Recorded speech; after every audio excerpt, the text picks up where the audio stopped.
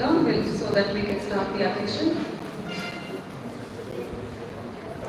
On behalf of Mysore School of Architecture and Mysore School of Design, it is my honor to welcome you all to this momentous occasion, the inauguration of IGBC student chapter at our institution.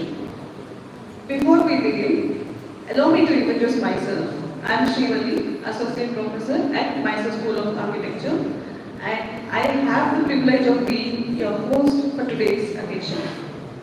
It is indeed a proud moment for all of us as we take this significant step towards fostering sustainability and green building education among our students.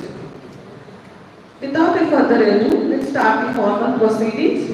Now I request you all to join me in welcoming our distinguished guests and dignitaries as we embark on the inspiring journey together. Let's extend a warm round of applause of our esteemed dignitaries as they take their places on the dais. First, I warmly invite our distinguished chief guest, Architect D.S. Ramakrishna, Chairman of IGBC Mysore Chapter, to grace his presence on the dais.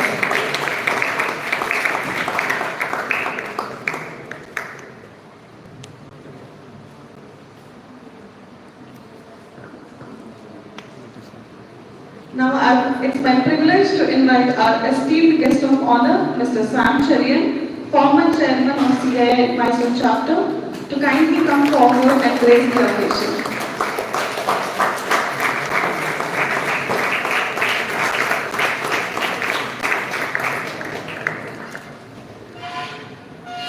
It is my honor to welcome Dr. Lakshmi Devi. I think ma'am will join us a bit later. I would like to extend my warm invitation to Mr. Jayan Prashad, our Managing Trustee, Lakshmi Memorial Trust of Mysore School of Architecture, to kindly join us on the dais.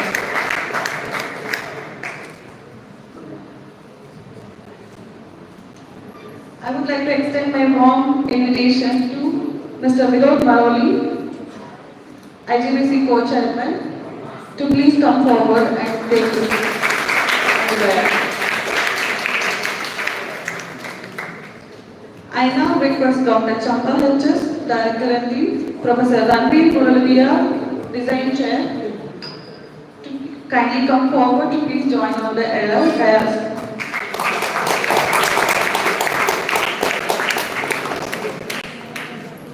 I would like to extend a warm invitation to Dr. Nagashri, our Trustee, LK Memorial Trust, to join us on the dais.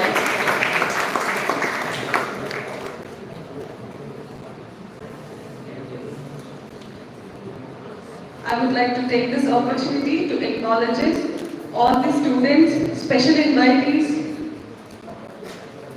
both the students of MSc and MSc, Director and Admin Office, non-teaching staff, to welcome to this grand occasion.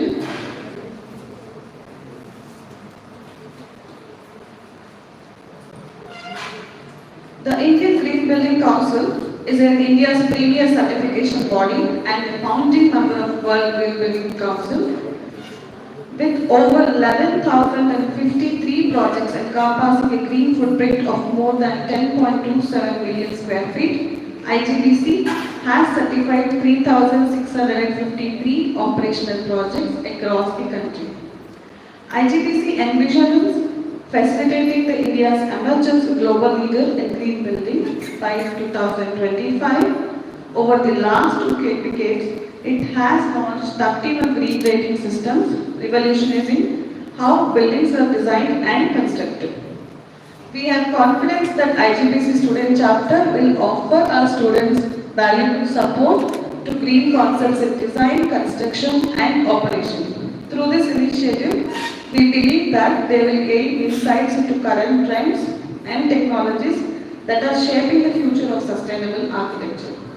I look forward to hearing more about motivating activities and benefits that being part of IGBC student chapter will provide, especially from our esteemed IGBC members present here today. Students, let's embrace this opportunity to learn and contribute to sustainable future. Before beginning the occasion, I would like to mention the current event is being live streaming, which is you can access through the QR code which is being presenting on the screen. As we continue with our ceremony, it is customary to invoke blessings and light to guide our path forward. I now request our distinguished dignitaries to kindly step forward and join hands to light the ceremonial lamp. This act symbolizes the illumination of knowledge and commitment to sustainability that we embrace through IGBC Student Charter. Please.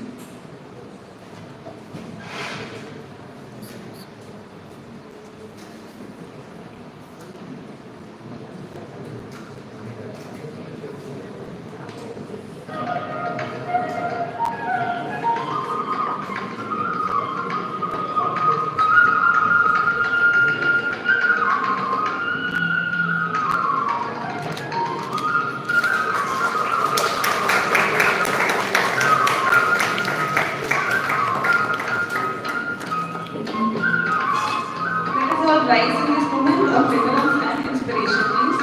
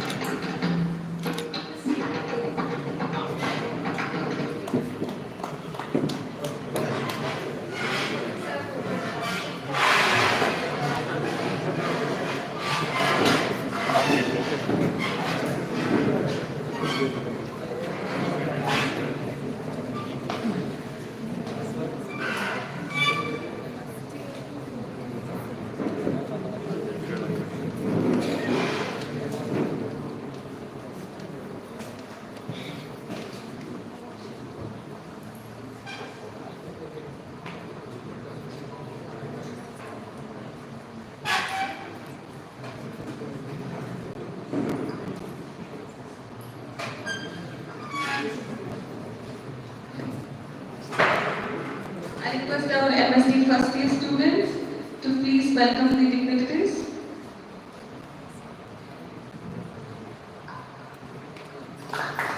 Again, a round of applause, please.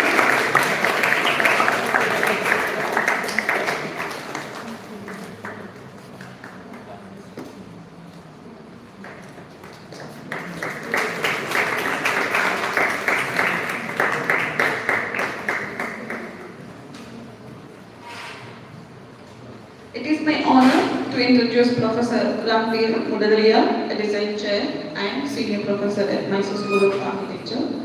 With his vast experience and commitment to design education, he has been an influential mentor to many aspiring architects. Now, I would like to invite Professor Ramveer Mudadalia to address the gathering and share his insights on this momentous occasion.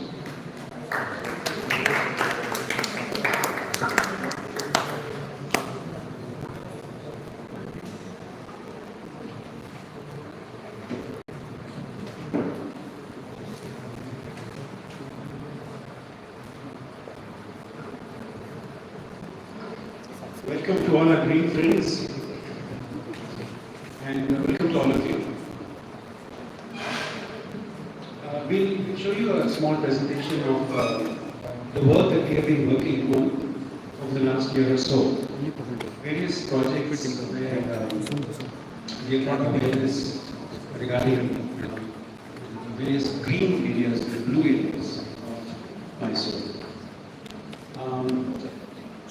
We've done a lot of research work, we have done studies, and we have come to a couple of conclusions.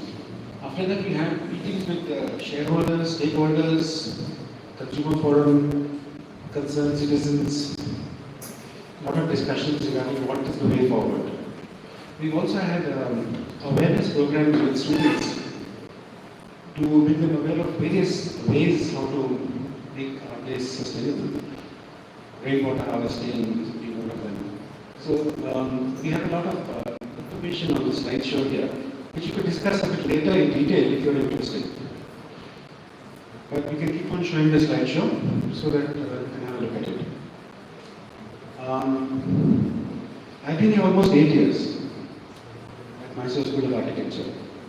Before that, I was in Kuwait in the Gulf, almost 20 years, and we had a lead, certification program, and I was leading the lead. But at the time, when I was pushing everybody, just sustainable, just kind of trying to push this into people's head, how we need to be more conscious of our environment and our world, and to leave behind something for our children, not just consume everything. Unfortunately, at the time of the final studies and exam, I was busy with projects, and at least 20-25 of my colleagues became certified lead members, and I was left out. I still don't have any lead certificate, unfortunately. I was working in a big office, and I was proud of the fact that we had a sustainable department. That we have departments of structural engineering, mechanical engineering, electrical engineering, and scale specific ones. We had a full department, a very big department, in fact, sustainability. Where our projects used to go for sustainable evaluation, plus theoretic consultancy projects. So that was a very interesting aspect that we had. This is over 20 years back. But the other side of it, the flip side of it, I'd like to explain to you. The projects I handled, I had 42 projects. I was given the mandate to procure any material from any part of the world, very non-sustainable. I went to China to select stone. In fact, for a project, we got stone from USA, air freighted. Not even by ship, by air. It was in a hurry. Money was no concern. I specified light fittings from Holland, Belgium, France, porcelain from Spain, Italy. Everything was non-sustainable. So, this talk of sustainability generally remains, very theoretical. Practically, we hardly do any. One of our clients wanted for a fireplace, a beautiful carved, natural log. And in front of me, she called up the artist, so-called artist. And he said he is now camping in the Appalachian Mountains, searching for a proper log just for a fireplace. He charged a bomb for that. He selected a piece of wood, which was, varnished and whatnot and all, and air freighted again to Kuwait, which we installed. That's the kind of sustainability we followed. It was really shocking. I tried my best. I was just on the floor. I just had to be part of it. We made so many unsustainable buildings in the Gulf. Glass buildings, all glass, which is just not very appropriate for that place. Growing into the sanitary fitting suppliers, they had a survey in Kuwait. They asked people about their habits when having a bath or shaving. And invariably everybody said that the tap is on the entire duration of their bath. The tap is on entire duration of shaving. And they were shocked when they said, why don't you put it off? I said, put off for what? Why? It's desert. They have no water. They've got a desalination plant. And yet they are wasting water because it's cheap. I once did a survey for a design showroom where I wanted to give a water recycling plant. I did all the calculations, return of investment, everything. And the client says, for this, you want me to save this? Do you know the price of water in Kuwait? Price of water in Dubai? No, I don't need it. It's a waste of time, waste of my energy, waste of my money. I couldn't. It wasn't sustainable. The sustainable option was not sustainable. I I remember once I went on vacation for a month. I came back, AC was not working. So I called the person who looked after the AC. And he said, "Did you put the AC off?" I said, "Yes, I'm going on vacation for 1 month." He said, "No, why did you put it off? Nobody puts it off. We go out for half an hour, we put the AC off. But people keep it on entire, the complete 1 month, even 1 month if they're away." The client of mine had wanted a furniture store, and I gave the furniture store. And she said, "Where's the air conditioning?"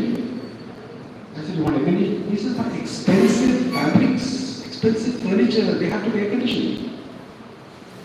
That's the kind of sustainability we're talking about. Now, India that way, I've always been proud of India because Kuwait, US, Canada, so many of them have the largest amount of garbage or waste generation per head, per capita. India has one of the lowest, or at least had. It's increasing because of our chips packets and our various fast foods and various things. It's just increasing. Hi, Sharat. So, on Indian streets you see garbage lying around. It's very unhygienic, it's very unhealthy. But the advantage of this was that our cows would come, they would eat up all the vegetable waste and the fruit peels. Dogs would come and eat up whatever they wanted to. Rat pickers would come, they pick up waste materials, metals, plastics. So our waste generation was very sustainable that way, even though it was unhygienic. But that's changing a lot nowadays.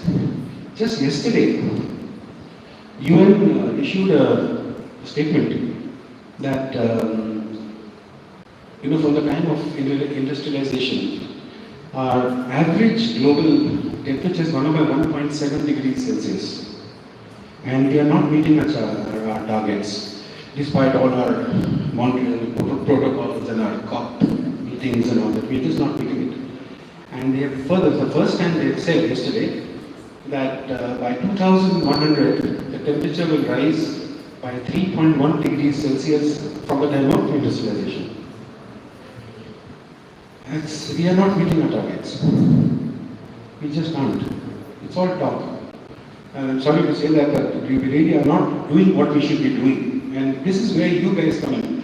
Sanctuary. You had mentioned just a short while back that things are sustainable. Even waste from construction sites can be utilized. I remember when I was practicing in Delhi 30, 40 years back, we used to actually get paid to pick up waste from sites. They anyway would pay to dispose of waste. Now we would make our flooring out of waste pieces of stone. We would make our roof structures, chemical shells, all from waste materials. Leftover concrete pieces, bricks, all waste material. How much we made? We made concrete blocks. We made mud blocks with cement in it and faced it with bits and pieces of marble and granite, which we used for slums. Can you imagine giving slums a marble and a granite wall? And that too, it becomes sustainable because you don't need to paint it or you don't need to renovate it at all. There's no need for, if you have a mud wall, every 6 months you're painting it, you're redoing it. But if you have a facing of waste materials, you can actually have it very sustainable. Now, what are we doing here? Are we planting trees? Are we desilting our AR Sagar Dam? Whenever we talk about Mysore now, at the moment, has got 17% plus rainfall this year. Are we going to have enough water in the summer? Did they desilt all the reservoirs so that the water capacity increases? Are we recharging groundwater in any way? A lot of questions. Now, there's one thing I remember. There was a professor in Harvard. I normally have a reference every time. This time it's out of my mind. I'm sorry, I didn't have a reference. Welcome, ma'am.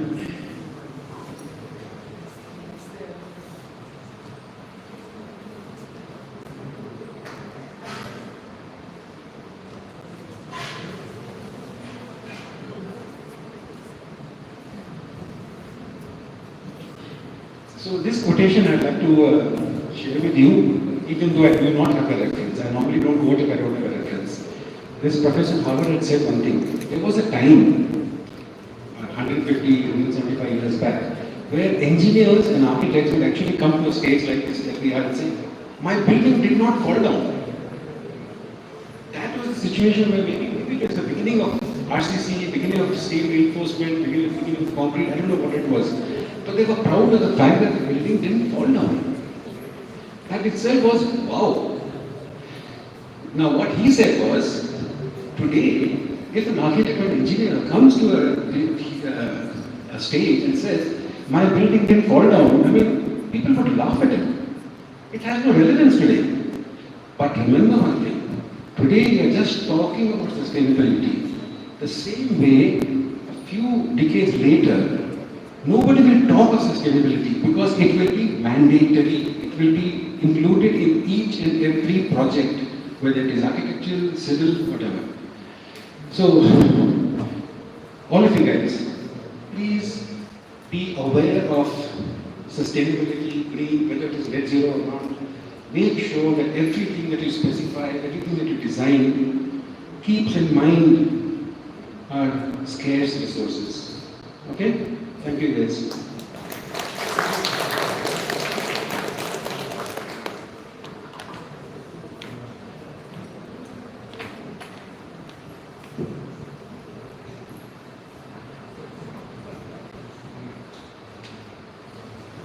Thank you, Professor Ranbir, for sharing your true life experiences in correlation to the context of sustainable practices coming reality onto the ground.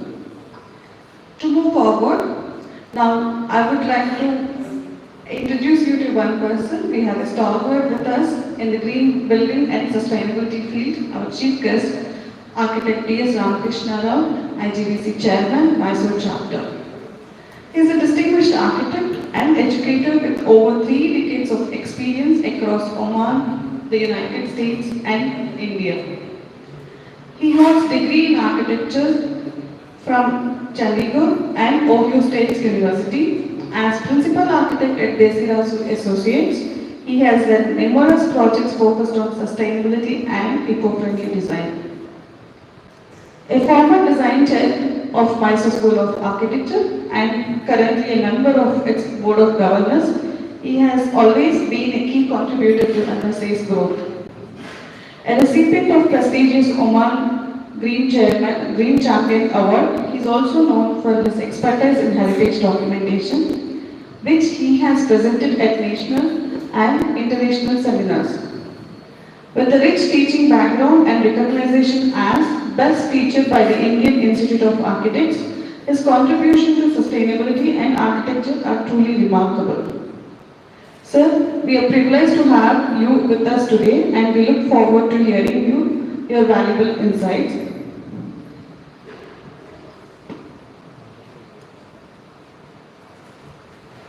Over to you, sir.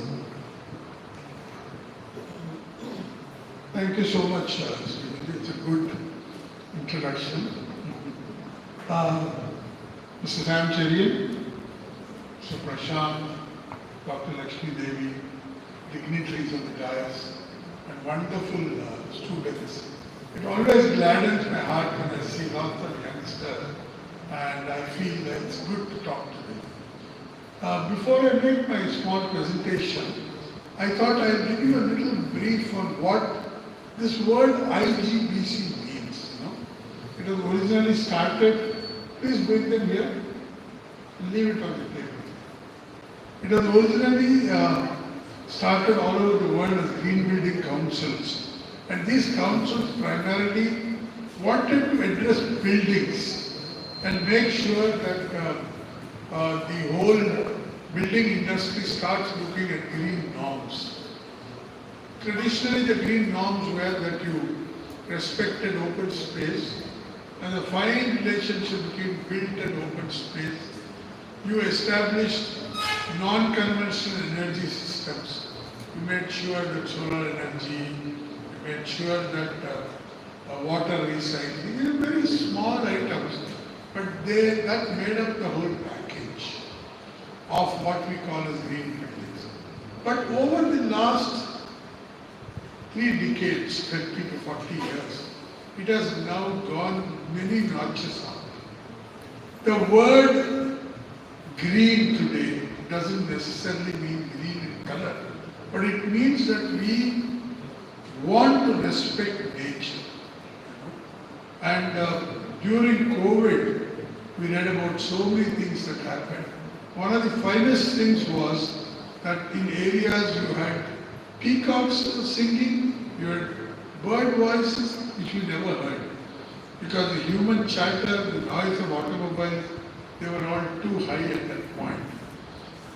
So it really proves that we have to keep quiet and do things the right way. So today, all of you are going to be architects like me, and going to practice in buildings and work. Now, beyond buildings today, corporate entities also need to talk about greening, green buildings, green.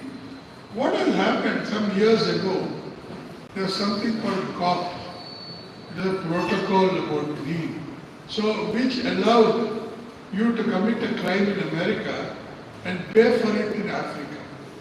That means you could pollute your atmosphere in your factory in Indianapolis or Delaware, and then you went to a small town in Africa and built schools for them and said, here I am exchanging, I have sinned, oh God, please allow me to build something and make sure.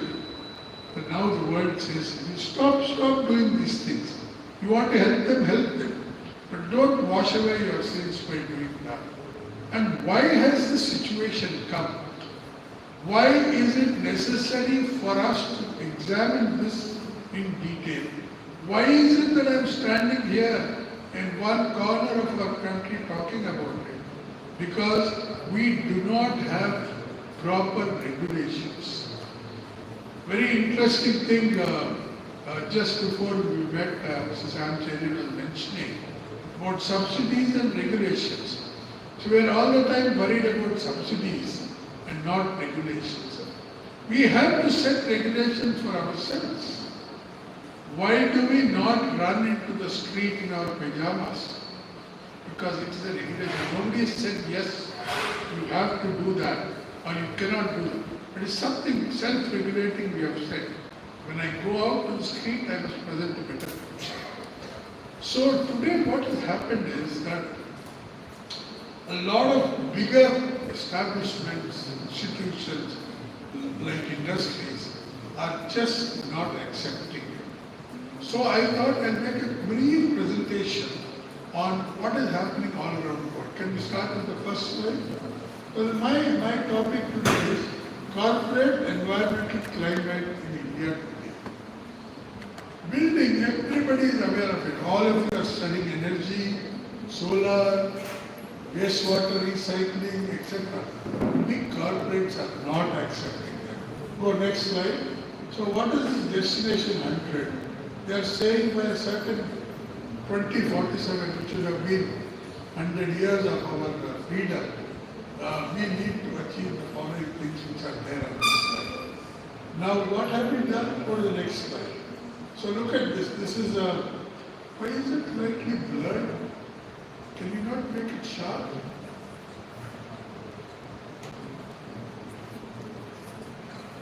I didn't bring the hard copy, so that I thought it would be clear enough.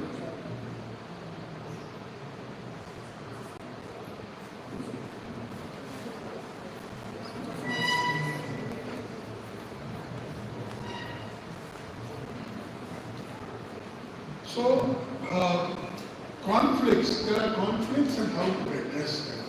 We want to talk about that. I am showing you some quick examples. Next.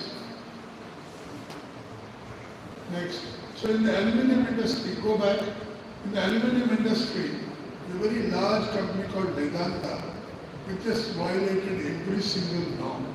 And every time they are brought about, there are cases. It's a surprise that you are trying to defend murder. He said, I killed, but what was the reason why I killed somebody? You are trying to defend that. The whole world must look at it and say, no more defense on this.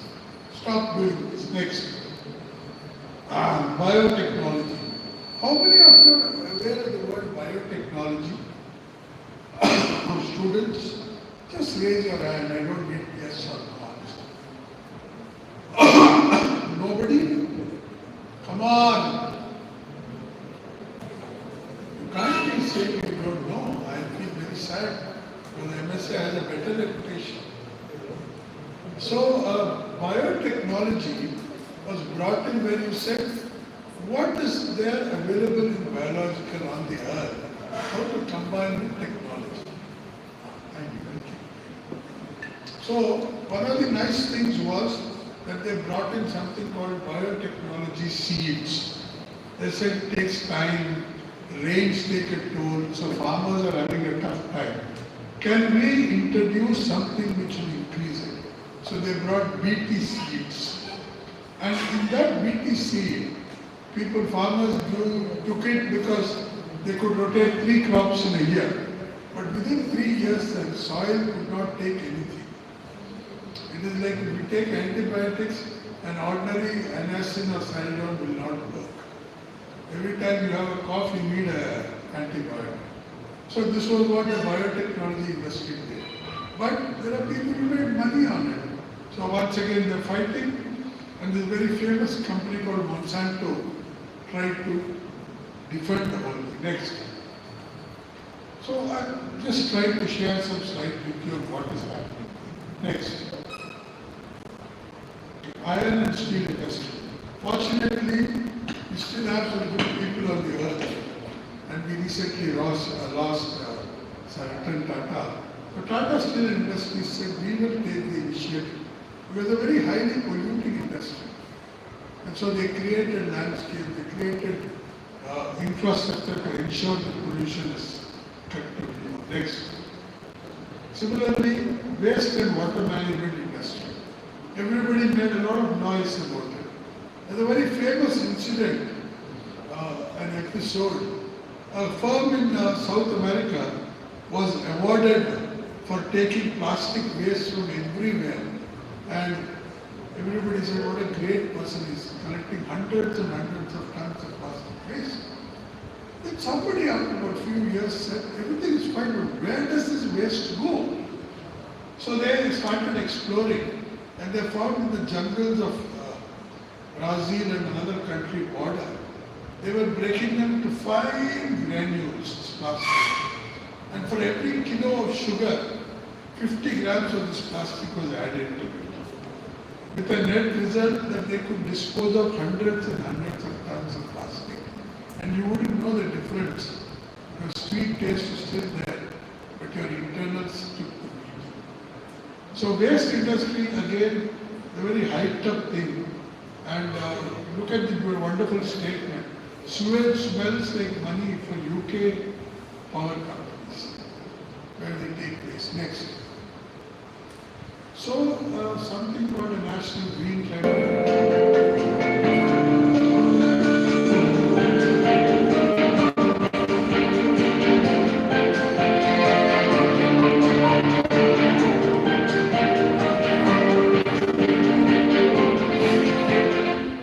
Thank you so much. And before I take my seat, I have bought 4 different plants for MSA. And I request you to all please gracefully accept them and keep it wherever you think fit.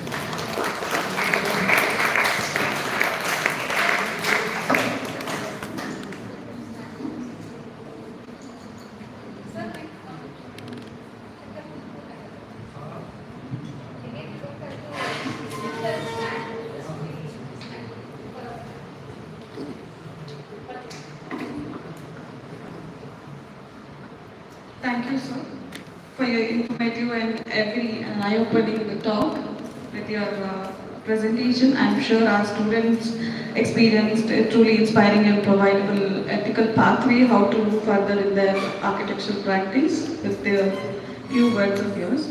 Now we move on to the moment that we have all been eagerly waiting for, the official launch of IGBC student chapter at Mysore School of Architecture. To mark this significant occasion, we will begin with the certificate handover ceremony. May I request Architect D.S. Ramakrishna Rao IGBC Chairman, Mysore Chapter, and Mr. Sam Charian, former Chairman, CAN Mysore Chapter, to kindly present the official certificate of the IGBC Student Chapter to the head of the institution as well as the trustees. This certificate symbolizes the beginning of a new chapter at MSc, fostering sustainability and green practices among our students. I would also request core committee student members to also join the stage, and faculty as well. Core committee, IGBC committee, faculty and students. Please join the dais.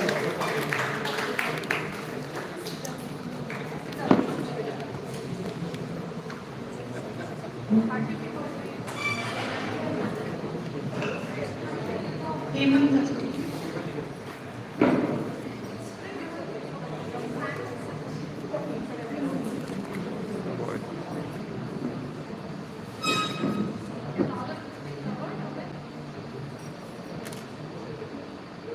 Yes, ma'am.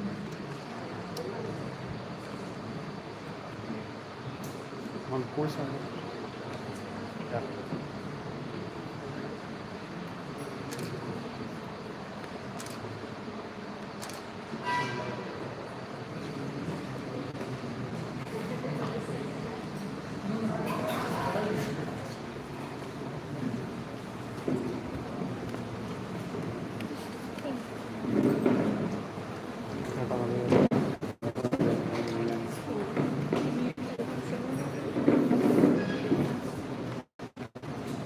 Thank you everyone.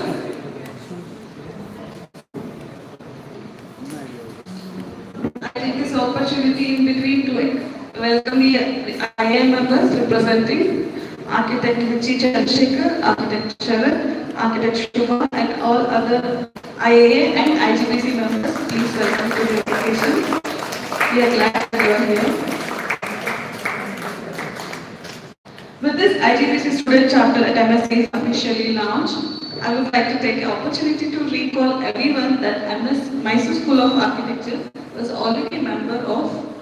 For a couple of years, we had a collaboration with IGBC, and with some other reasons, we couldn't continue, and now we have relaunched again.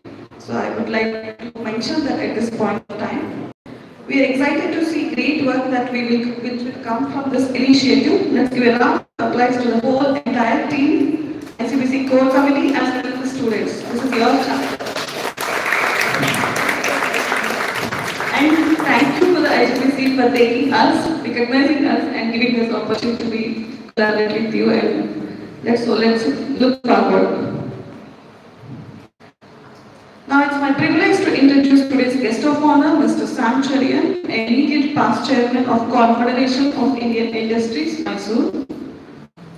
Mr. Sam, the first generation entrepreneur, founder of Chevron Laboratories Private Limited, who transformed the Indian cleaning industry to international standards, protecting the environment to the highest level. He has founded Clean Chevron Systems Private Limited as a joint venture initiative between Chevron family, India, and Clean family, Switzerland. And then set up a state-of-art of production plant in Thambia, Mysore, to manufacture Swiss quality cleaning machines and robotics in India. Mr. Sam founded the first and only innovation center to develop cleaning solutions and systems for Indian requirement. He is an executive council member of Swiss India Chamber.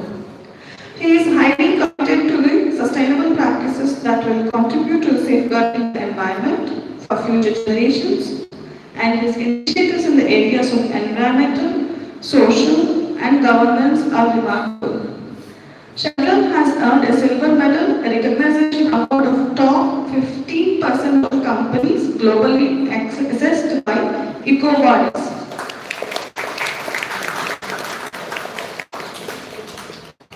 Besides that, the prime focus on the successfully managed family business, Sam's contribution to societal outreach programs through various corporate social responsibility initiatives are also remarkable.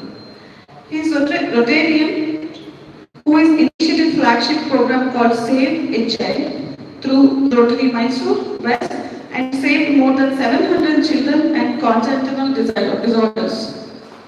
We are privileged to have such a committed leader with us today. With great pleasure, I would now invite Mr. Sam Charin, sir, to kindly come forward and address the gathering. Over to you, sir.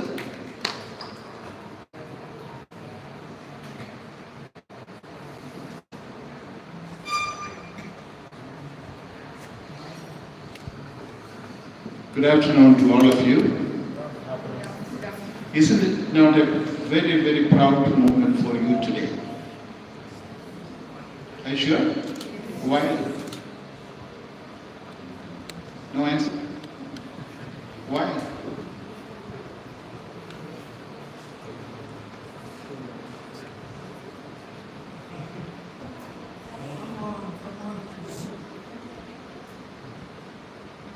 Then I'd say that I feel very proud that you are a part of IGBC. I would have been happy to hear from you with an excitement, yes. That means we need a lot of awareness. That's what I was talking to Dr. Rao today. India is a country with one of the most organized countries, if I say so. You cannot dispute with me because I travel extensively globally and I see what we are doing is one of the most organized way, very structured country. But a lot of people, doesn't mean that we can't follow, but we have to apply our mind. So that is what we have to do today. But before I start talking, but I thought I'll ask you whether you have really received this momentous situation in your heart. That's why I asked you that question. Before I just share my thoughts to you, Dr. Rao, your contribution is tremendous. And I couldn't resist being a part of your contribution today.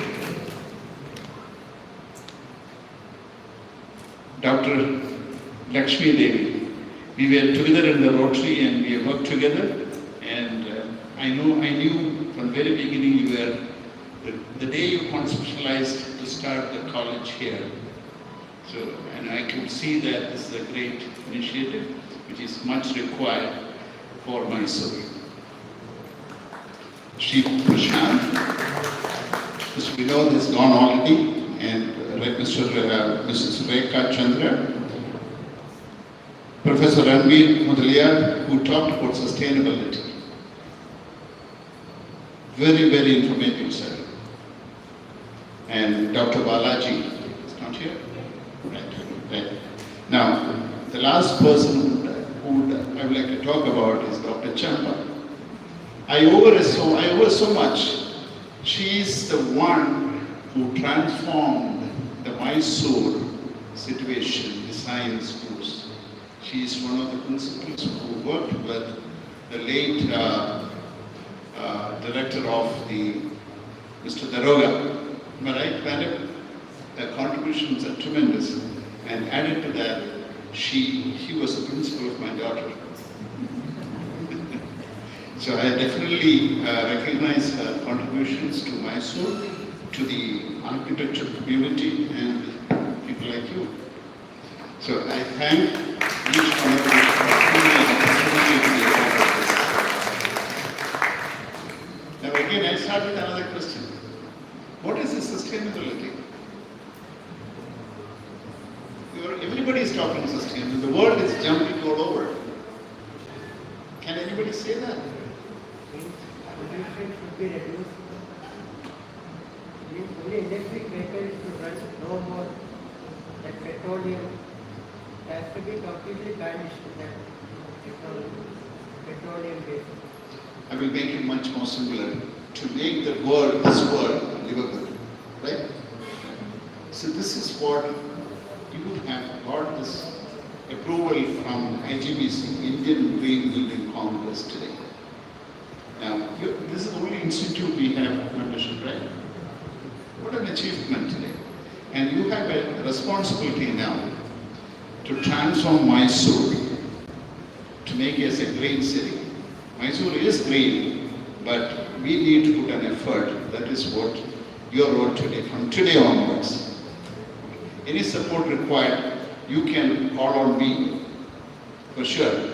In fact, I was telling Doctor that there should be a convention today. Now this year onwards, if Madam agrees, you should have a Green Building Congress in Mysore.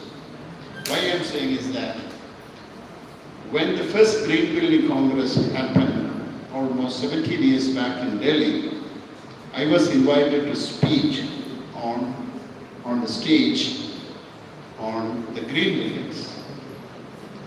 It started those days. I remember that was on the 36th day of my operation.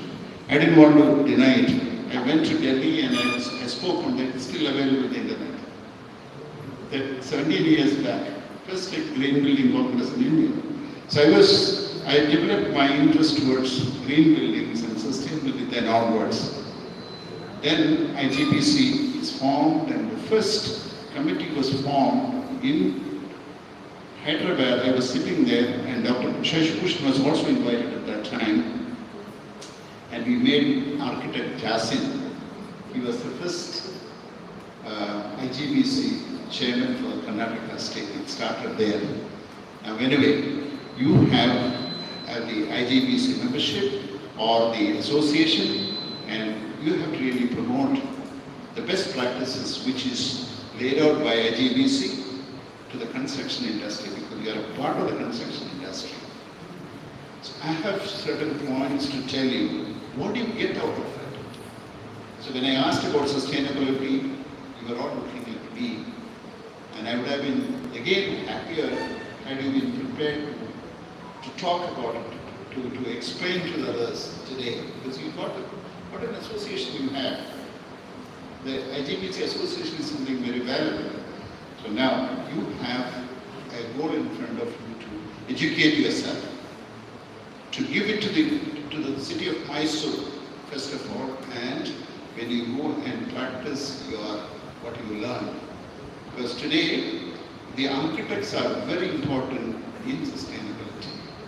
And architects plays a major role in nation building. Any building is to be built in the country. What do we do? The businessman like me will always decide to build a building. What do? First I go and talk to my architect. Then we'll form a body and create a body to build up. We go to the civil engineer and the various responsible structural engineers, all are involved, but the basic work starts from the architect. So you have a major role, like a doctor. Doctors look after our life, you look after the what? No. Yeah, you look after the complete concepts, isn't it? So you have a role today, you have signed that role today. And when you come out as an architect, you should have this IGBC guideline to be practiced. What do they give? What is the guideline? Basically, if you follow the IGBC rules, the first thing is, as you said, energy efficiency. Am I right? Yes. Again, it has to start from the design. You should really visit the factories I have in my house. You should come and visit. All is designed by Dr. Bhushan or Aditya. The new factories are designed by Aditya. And you're all allowed. I invite you with your director's permission to visit our factories. You should see what contribution we have done to the environment. How we have played the role towards energy efficiency in designing. And again, design starts from the architects. Today, the reduced energy consumption is very important for survival because the shortage of energy is very high. We cannot depend on the fossil fuels now. And by dealing with energy efficiency practices, Indian cost of production is reduced. Today I have my production happening with solar energy only.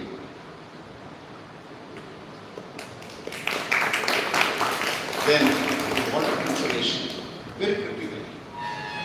He said that somebody was shaving or brushing the teeth. The water tap is on for 5 minutes, 7 minutes. No concern about it. And there is no water here today. 17 inches rain we have, but you wait and see in 3 months there is no water going to be in the soil. each one of will have to be careful about using the water. And again, it starts from the design. If you really go to every situation, it starts from the design, isn't it? You agree with me? Yeah, I know that you are making it. Good. Right. Then the waste management, we are talking about the debris which is created on construction, you have to really manage it. Again, it's on the design. We go back to designing it. Definitely there is a positive. I have a research center which is very interesting to see. I used to have students from all over India coming in, I think 3 batches, 4 batches coming in here to see the design what he has given for research. Very interestingly done. There again, financial benefits are applied very well. Awareness and education. As I told you in the beginning, we have IGBC. How many people know about it? Even you sitting here, you have very little knowledge. You learn now. You talk about IGBC. How many people in the city of Mysore knows and practices? Dr. Rao is going around and doing the preaching around the clock. He's struggling.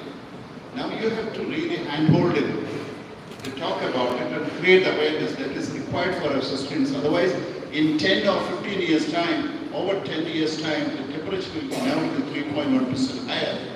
Now, after around 15 years' time, if I lie, I will not have this color. I will be really dark. You, all of you will be like a jet black. You know, reason the temperature is going down and down, rather going up and up, and your color is going to be changed. There's a threat ahead of us. And how do we prevent it? We have to look at our role to play that we should not reduce the role of the environment. Green is not, it's not a statement. It has to come from within, for which education awareness is required. Now, I was with one of the government officers and I represent MSMEs.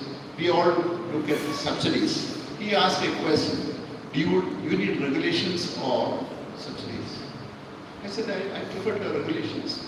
We all need to be guided by certain regulations to apply what is required to protect the environment. Again, it comes from you. The architect decides how the building is to be decided to be within the regulations. Who does say that you cannot build like this, you cannot build like that? They circumvent that. As a businessman, as a householder, I will pay some money and see that I will not live in the city. But if an architect decides, definitely it can be followed. So there are policies and standards laid by the authorities. Again, it is you to design, to guide the client. You can change the market, you transform the market. There's a sustainable building materials and technology. Again, it's you. You decide what kind of material is required to be suggested for building the safe building. The global recognition, which I mentioned you that my companies are, we come into the world's 15% bracket who has EcoVadis. That is from Mysore. And if somebody asks, sir, what's your cost? There's no cost to it. It's part of my capital investment, and it comes back to me in no time. I think the overall, if you really look at it, you play, as an architect, you play a very, very major role to create a sustainable future for you, for me, you, and your next generations. That is what we have achieved today. I think when I asked your faculty, how is that vision? She said, sir, it's very poor. Why? The focus has changed. Because nobody wanted to go for that. They would like to go and pick up a job which is given as a call center or a computer operator. Right? So you should encourage more students to come and take the education architecture and build up the sustainability all over the world. Thank you very much for giving an opportunity, and my best wishes to you. If you wish to have a IGBC program in Mysore, you must do it. I will definitely be after Dr. Rao to organize this one. I will be definitely supporting you. And I request all of you to visit my colleagues, my faculties, and you will have good luck. Thank you very much.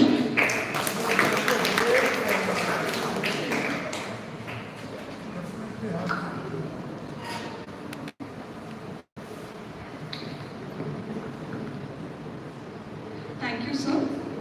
Thank you for sharing your brief words about towards the framework of construction industry, waste management, and how to respond towards healthy environments, financial benefits, as well as how important role that IGBC guidelines will play in bringing towards the energy efficient buildings.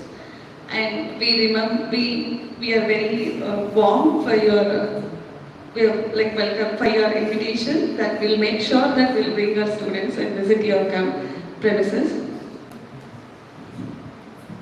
Your words are truly encouraging to our students to embrace to think towards sustainability. Now, it's my pleasure to introduce architect Rekha Mavulati, who will be joining us virtually today. With over 15 years of experience at CII Godrej Green Business Center, she currently serves as Senior Counselor at IGBC, leading Green Education Program. Architect Rekha has been instrumental in developing green building rating systems, including green schools, healthcare, landscape projects, and trained faculty and assessors as well. We are honored to have her here with us today. I now invite Architect Rekha Mavulati to address the gathering and deliver her presentation on green concepts and green education by IGBC. Over to you, ma'am.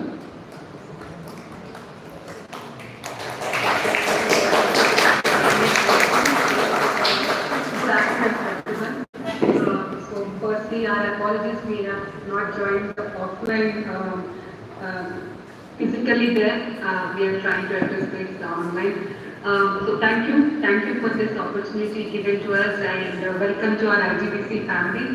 And of course, I understand you all been already part of the green building movement and actively taking part in various initiatives. So we are happy to connect back, and we request the students and the faculty to be active and be part of our student chapter and take further initiatives as the other dignitaries also has indicated. So I will just try to share my presentation. Hope my screen is visible. Yes, ma'am. It's visible and Thank you for the time. Thank you for the contribution. Of course, all the dignitaries have already expressed and they have set a high tone in terms of the green buildings requirement and motivated the students in terms of their career development as well as importance in sustainability. Through this presentation, I would like to highlight on how the green building movement is happening in the country. Of course, certain part has been covered by the earlier dignitaries. And what are the various initiatives as part of the education is also going on, I will be highlighting here. Of course, IGBC has been introduced to you, it's Indian Green Building Council. So our chairman, Dr. Ramakrishna, also has indicated about our objective, why IGBC has been established and how we are taking various initiatives. So IGBC is part of Indian Industry Association, that is CII, Confederation of Indian Industry. So CII proactively works. Of course, we have our chairman from Mysore chapter as well. So he also, in fact, I have heard his talk, and these are the industry leaders who are leading and working for our country's growth. We are happy to have the association of such leaders with CII and IGBC. So IGBC is one of the division of CII, which has been established with the vision of enabling sustainable built environment for all. We all know the construction industry is growing rapidly, and it is important for us to take this growth in sustainable way. So with that vision, IGBC has been formed. We are also one of the founding members of World Green Building Council, where more than 75 countries are part of this global network, and IGBC represents India. This is where our green building movement and the journey started. This is the first green building in India, CI Shobraji Godrej Green Business Center. As we are trying to promote green buildings and trying to have more and more stakeholders to consider sustainable features, so we thought we should demonstrate it, practice it before we preach. So that's how CI has established the Center of Excellence, which can work on the climate change activities and the environment protection. So that is the first green building. It is a platinum rated building, and we all, I take this opportunity to invite you all to our center as well.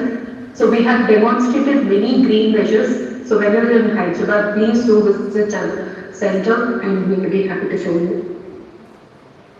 As the years pass on, of course, every day, and we see that a lot of new trends and technologies are coming up. So our building was established in 2001. Now it's been more than 2.5 decades. So currently people are talking about net zero. So not just getting certain savings, moving towards net zero concept. So 4 years back, we have also converted our building into a net zero energy building. All the power we are using, we are generating back by using this bifacial solar panels what you are seeing in this slide.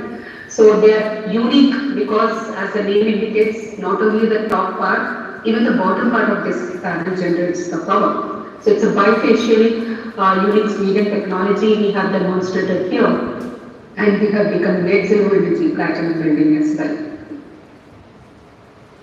So this is how the journey is going on, and we hope to see more and more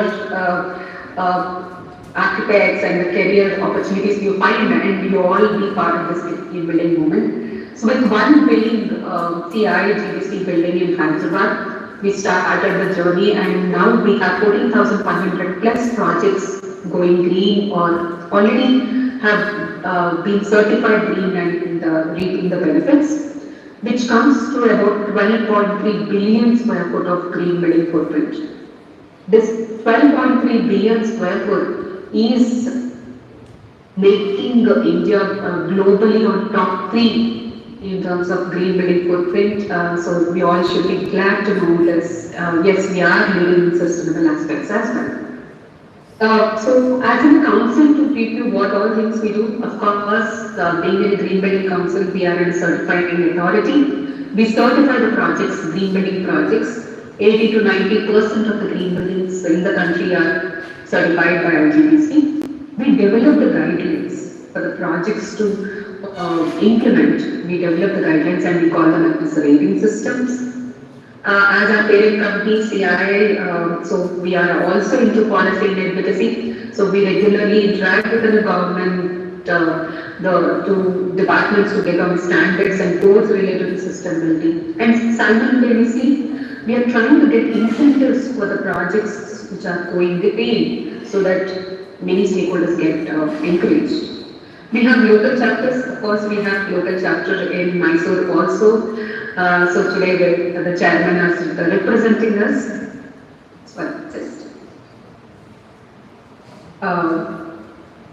Sorry. So our server has certain patches. Okay, sorry for that. So though IGBC Secretariat is in Hyderabad, we do have 30 local chapters spreading across the country in major Tier 1 and Tier 2 cities. And these local chapter office bearers and the chapter members are in fact taking a lot of initiatives at their location and trying to spread more and more awareness. We are membership driven, so that is one of the advantage compared to the other green building council where IGBC has it. We are part of CI and we have a large association with the industry members, and our membership, when we talk about it, doesn't include only the developers or the architects and engineers, but we do have a combination of manufacturers, consultants, institutions, as you have also become as an institutional member. So all the stakeholders put together, it's giving a greater collaboration, network, and to come up with good solutions. We also do various education activities, part of which we do a lot of awareness programs, trainings, for starting from the school students to the college students to the professional level, we do that. Of course, I need not introduce this. These days, green building has become pretty common, and academics level, this has been thoroughly addressed in any of the architectural curriculum. So we define green building as the one which conserves natural resources, uses less water, optimizes energy efficiency, generates less waste, and provides a healthier space. In fact, if we try to connect this, these all relate to the various challenges we are facing, and also the earlier dignitaries have addressed during their talk. We know there is a climate change, and there is a lot of natural resources are getting depleted, and the global warming, various climate change issues we have. So all these are part of the topics what we are talking here in terms of conserving them, saving the water and energy, and how we manage the waste. And not only that, how we are creating a healthier space. Because buildings, of course, resources are important, but finally they are for people.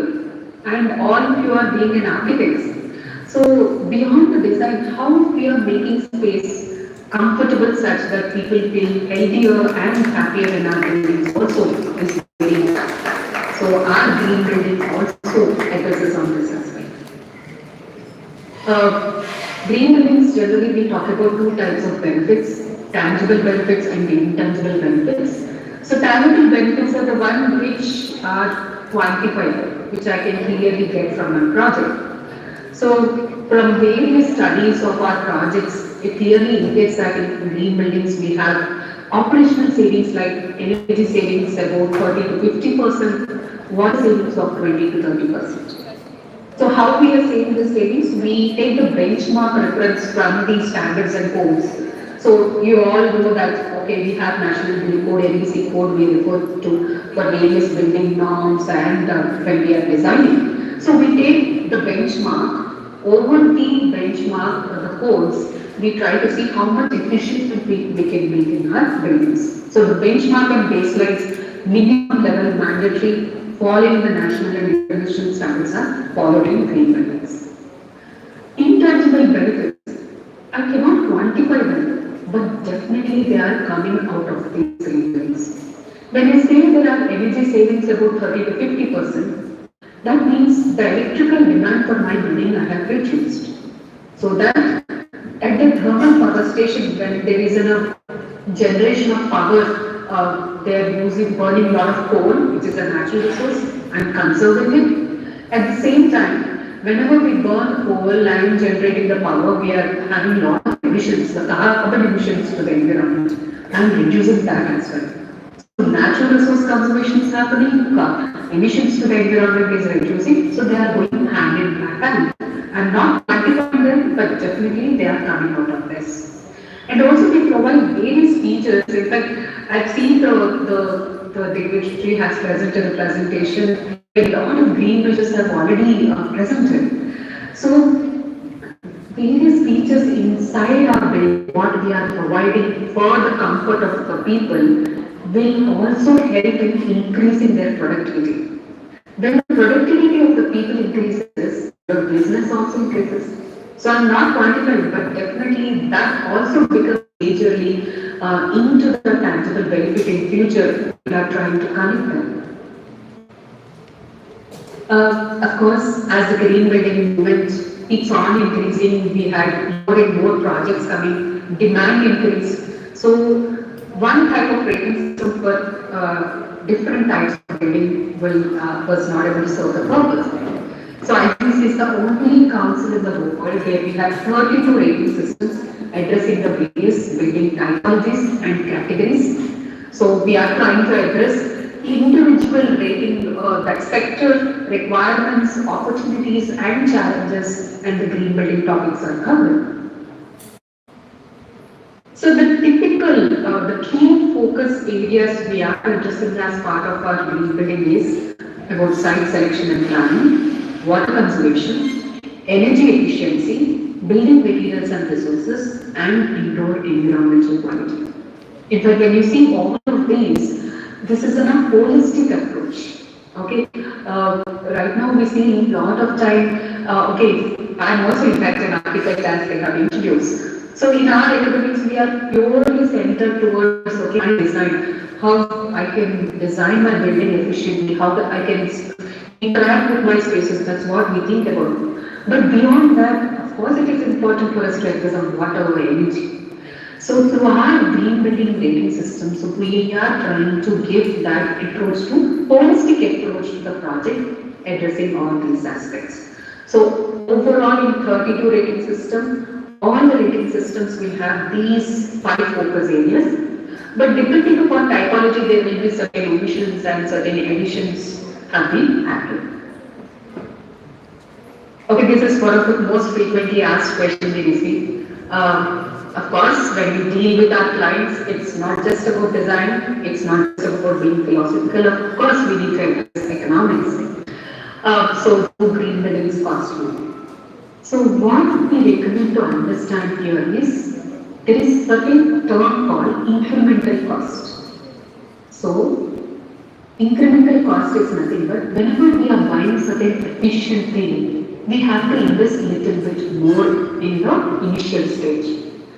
When we invest little more and buy that product or appliance or any feature what we are implementing in our project, on a long run when we are going for the operations, it will give us savings.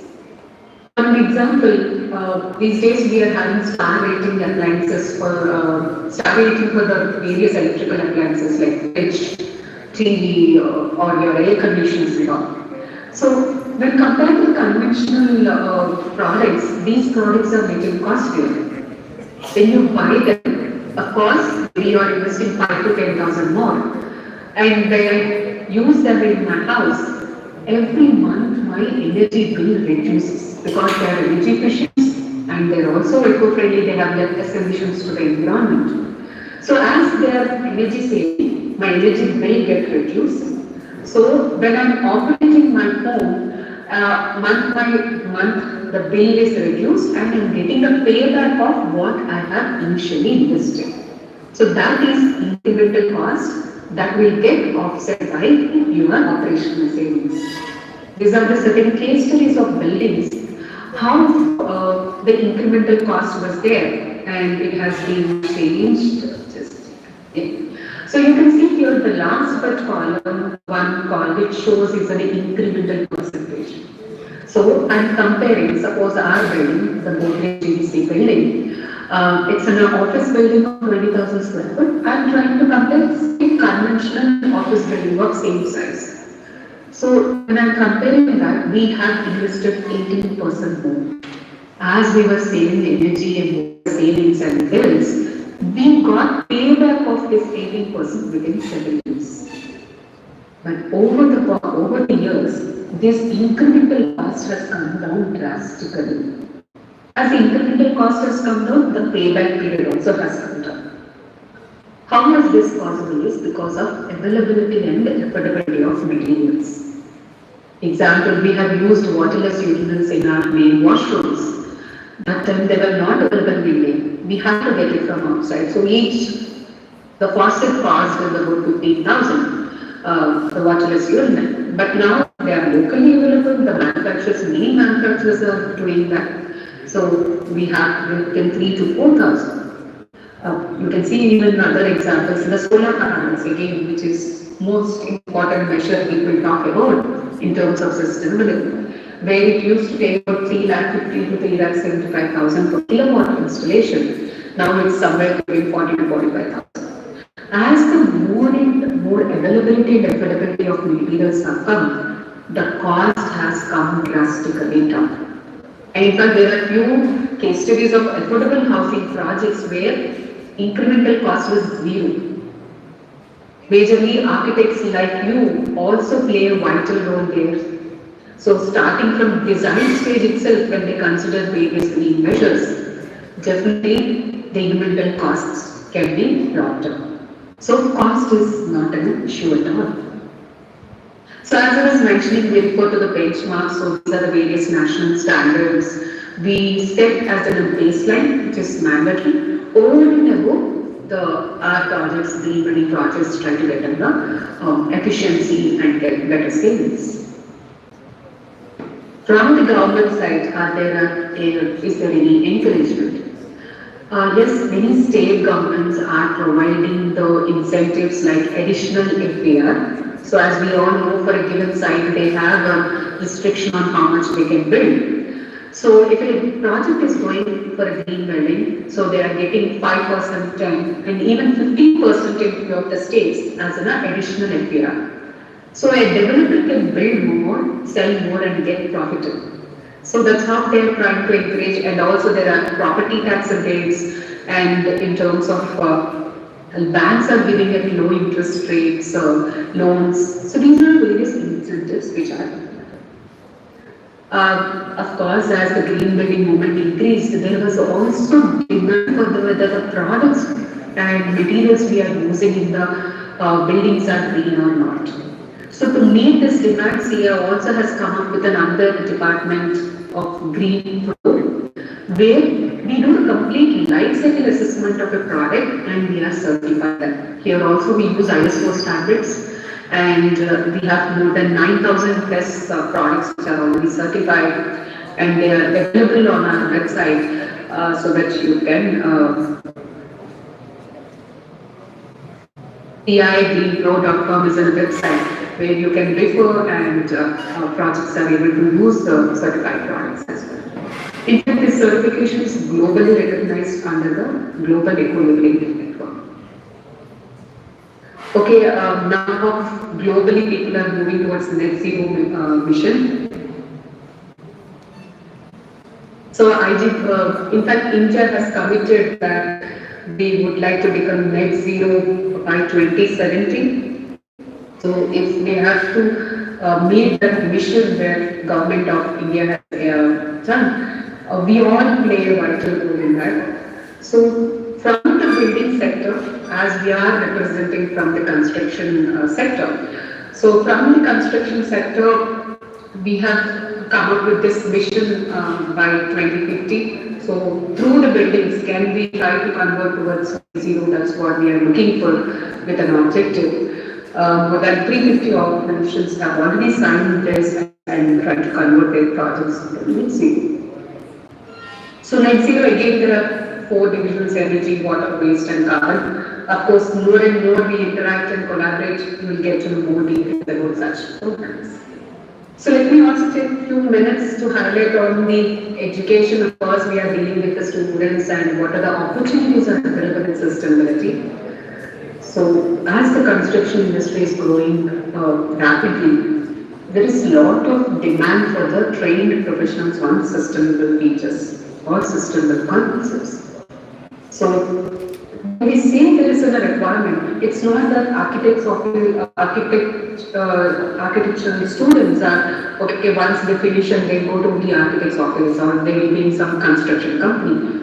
There are various opportunities coming in the market. An example, government initiatives like Smart Cities Development, Swachh Bharat Mission, Star Rating, all these initiatives, if they have to implement on ground, they need the trained professional.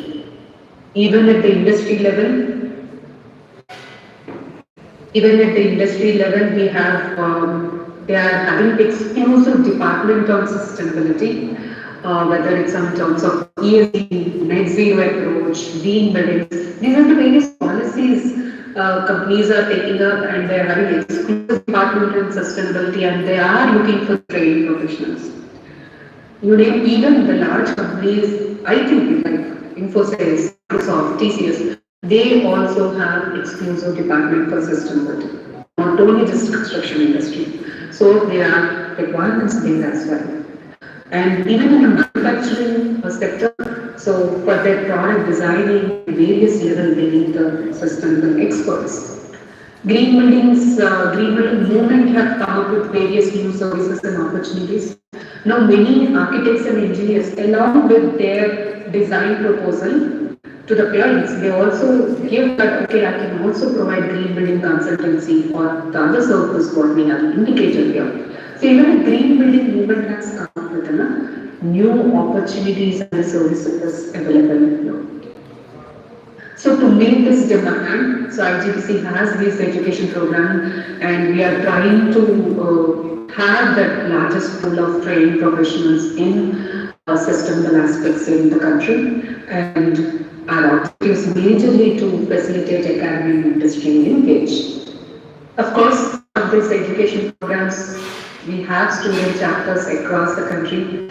We have launched in Mysore College also, so we are looking for the collaboration, and not only here but the professional level also we do a lot of training programs.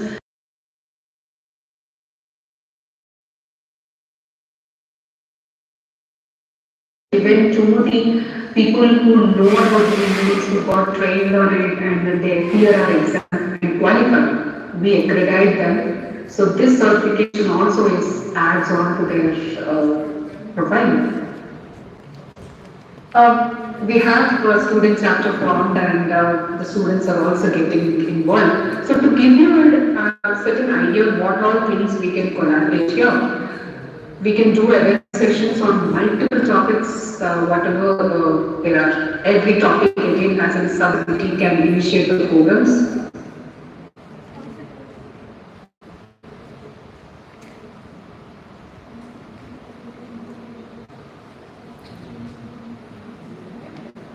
Sorry, I'll just take 2 more minutes and then we are almost at it. So we can do various bicycle or plantation drives and all. We have World Green Building Week every 3rd week of September we celebrate. Of course, this year we have passed on, but definitely we can do further initiatives. So, and I'm also introducing here to our national chairman, co-chairman here, Mr. Tyagarajan and Mr. Shekhar Reddy.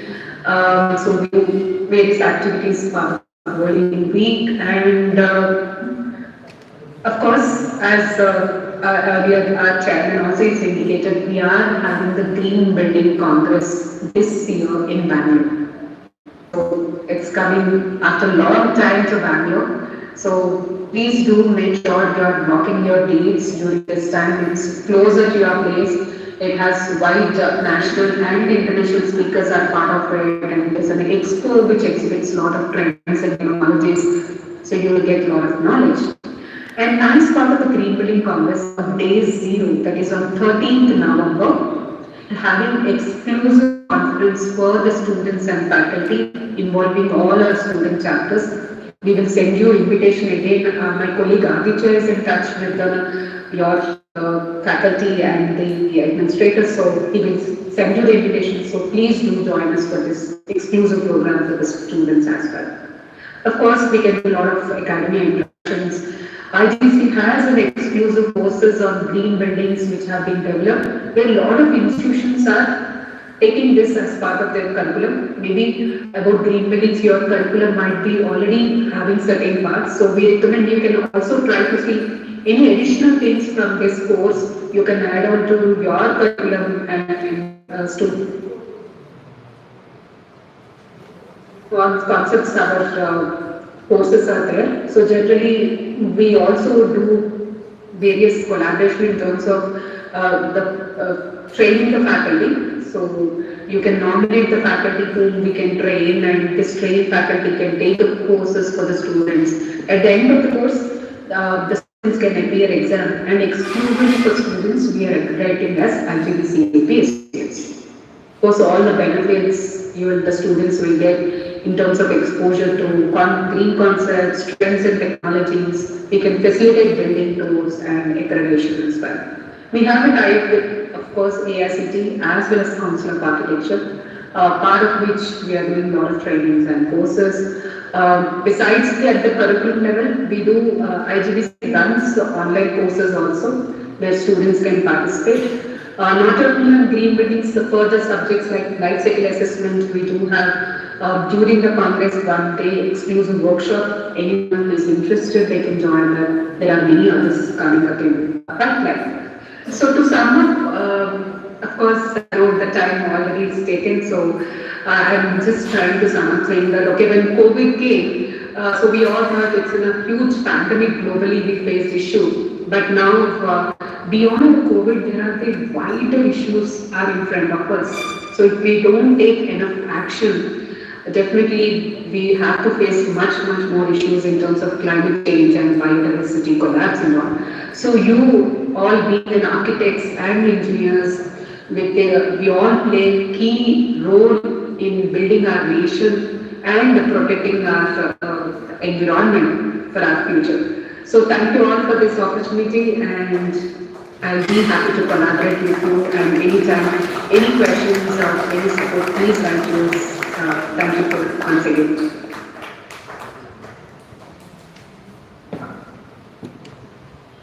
Thank you so much, Architect Rekha, for that insightful and informative presentation.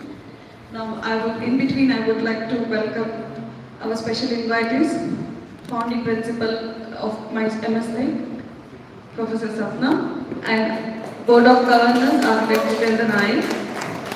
Welcome, sir. Now, I would like to give a gist about a program called DFGE, which stands for Designing for Greater Efficiency. International Finance Corporation, which is in short IFC, a member of World Bank Group, conducted a course to train faculty to deliver this Design for Greater Efficiency. The aim is to prove and promote awareness, understanding of green building among university students, the leaders of tomorrow, and enable them to design resource-efficient architecture. So here today, we are proud to share that Mysore School of Architecture has signed an MOU with International Finance Corporation. As a part of it, 3 faculty members were selected for this course, and now we are set up to deliver the DFGE to students of our institution in the domain of climate-friendly and energy-efficient built habitat. So we are grateful to use this occasion as a platform to honor our students who have completed the course in the last academic year. I would like to invite dignitaries on the dais to please come forward to assist in distribution of DFGE certificates. Students, as your names announced, kindly come forward in an orderly fashion to receive your certificates. This is a moment of pride, and we encourage you to celebrate your achievements.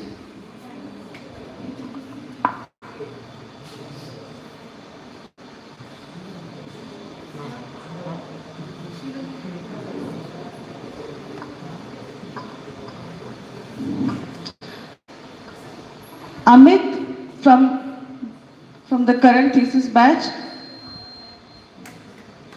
Sharanya from current thesis batch, please come forward.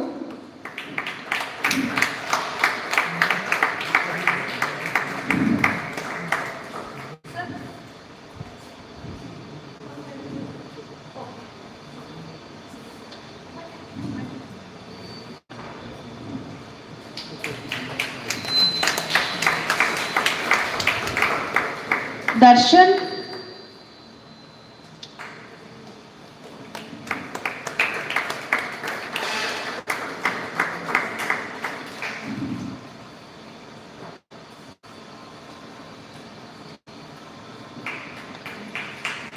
Danush from the 4th year.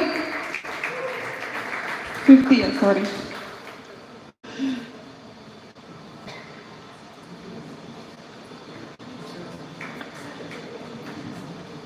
So give it, please. Prajwal.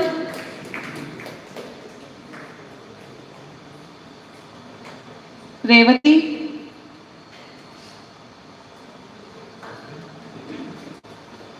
Neha.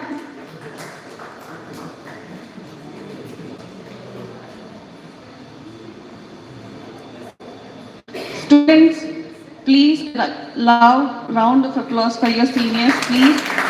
I know you're hungry, please. Tejashwini Patil.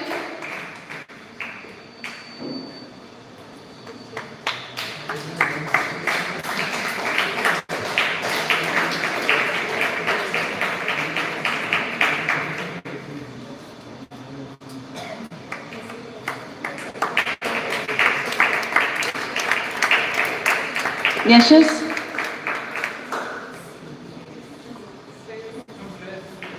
Shreyas. Yeah.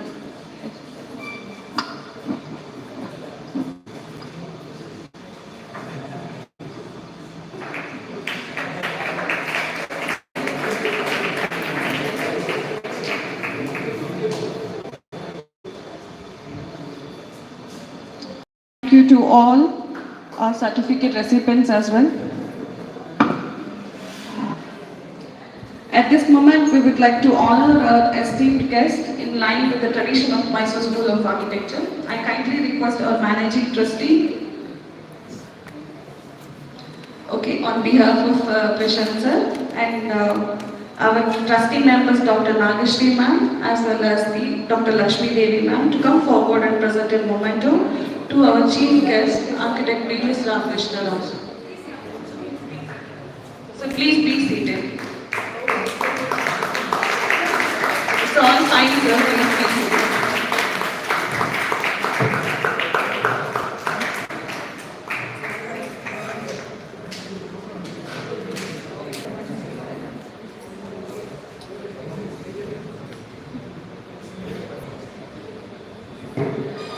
I would like to mention, since due to the tight schedule of time, Mr. Sam Chariot has left. That's why we honored him the memento in between the presentation. I hope audience will understand the situation. Thank you everyone here. To conclude this wonderful event, I now call upon Dr. Balaji Venkatachari, Head of the Department of Mysore School of Architecture, to deliver the vote of the thanks.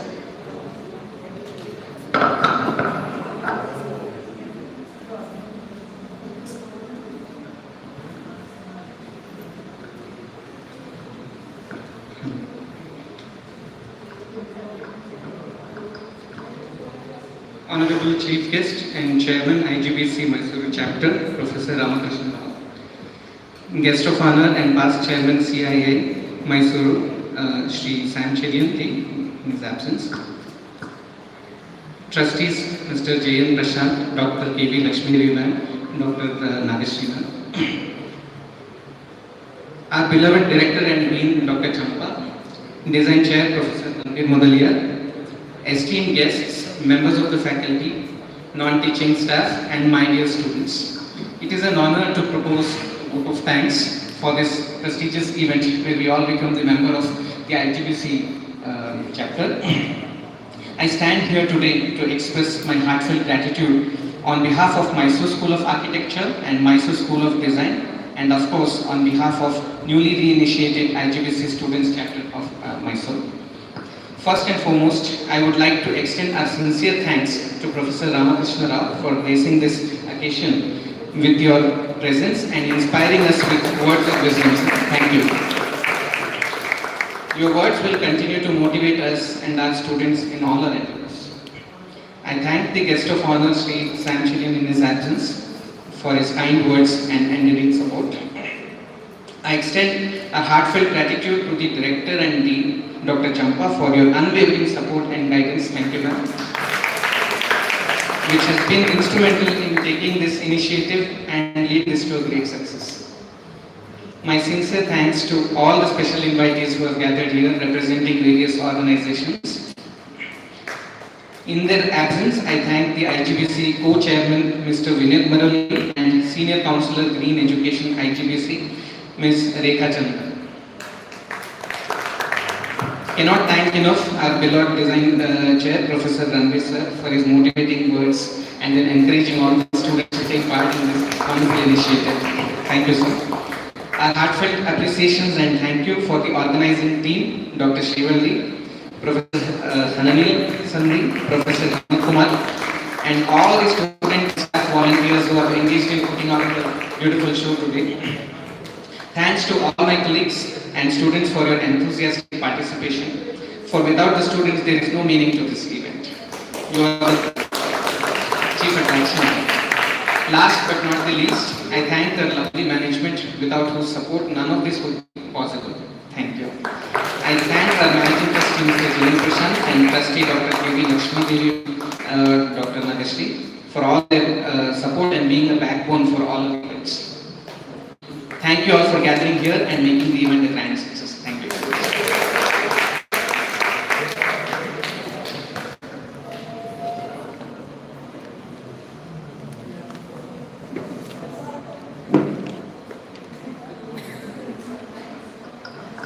Thank you, Dr. Balaji, for your heartfelt words of gratitude.